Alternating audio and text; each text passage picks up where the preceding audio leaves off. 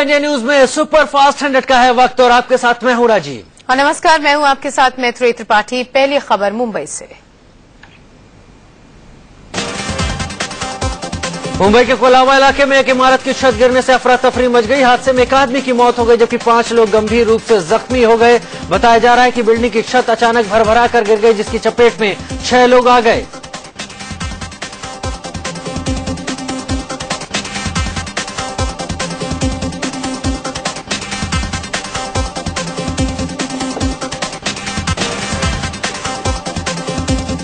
देश में इस बार सूखे का संकट गहरा रहा है। देश के 85% हिस्से में सामान्य से कम बारिश हुई है। किसान अपनी फसल को लेकर बारिश की आस लगाए बैठे हैं। हालात यही रहे तो किसानों को मुश्किल का सामना और भी करना पड़ सकता है।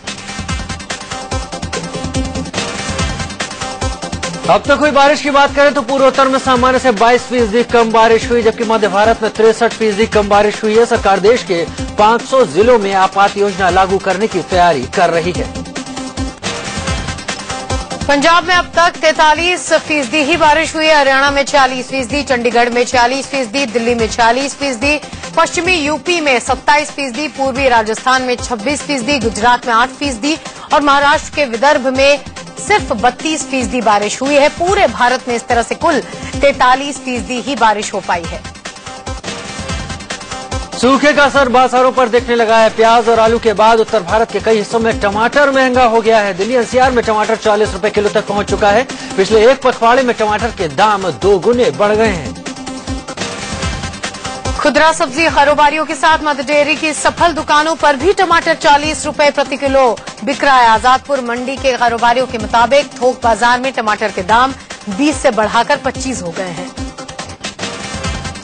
दिल्ली में हफ्तेवार पहले तक 20 रुपए किलो बिक रहा टमाटर 2 गुने दाम 40 रुपए किलो में बिक रहा है। दिल्ली समेत नोएडा और गाजियाबाद में भी टमाटर का यही हाल है। भोपाल में भी टमाटर 30 से बढ़कर 40 रुपए किलो हो गया है।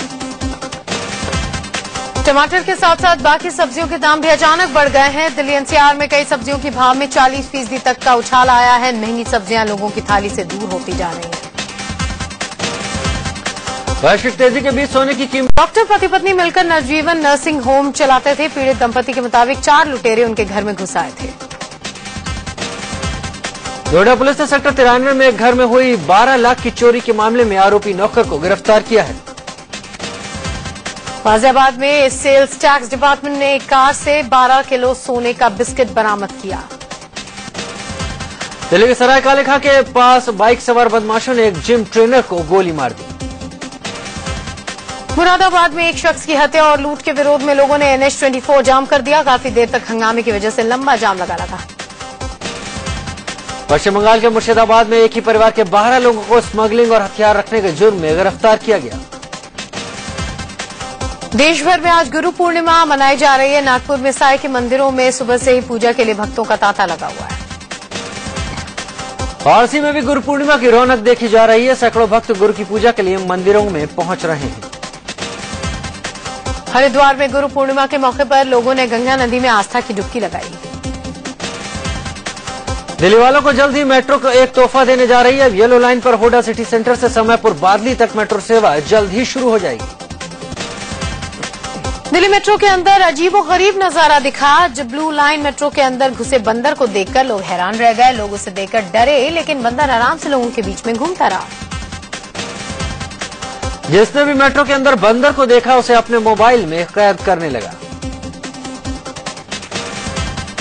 झारखंड के रांची में उस समय हास्यास्पद स्थिति पैदा हो गई जब छोटा नागपुर राजवंश के अंतिम राजा राजतू महाराज के निधन पर उन्हें राजकीय सम्मान दिया जाना था। लेकिन इस दौरान पुलिस के जवानों की बंदूकें जाम हो गई। उसमें से गोलियां निकली ही नहीं। मथुरा में चल रहे मुड़िया पूर्णिमा मेले में जाने के लिए लोग जान जोखिम में डालकर सफर कर रहे हैं।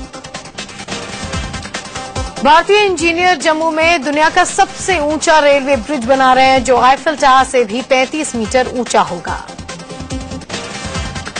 1.3 किलोमीटर लंबे इस ब्रिज की ऊंचाई 359 मीटर होगी। इससे पहले सबसे ऊंचा पुल चीन के वेईपानजियांग नदी पर बना हुआ है। इस पुल के बनने के बाद बारामूला से जम्मू आने में महज 6.5 घंटे लगेंगे। अभी इस सफर को तय करने में 13 घंटे लगते हैं। दिल्ली दुनिया की दूसरी सबसे अधिक आबादी वाली सिटी हो गई है। यूएन की एक रिपोर्ट के मुताबिक दिल्ली की आबादी 2 करोड़ 50 लाख तक पहुंच गई।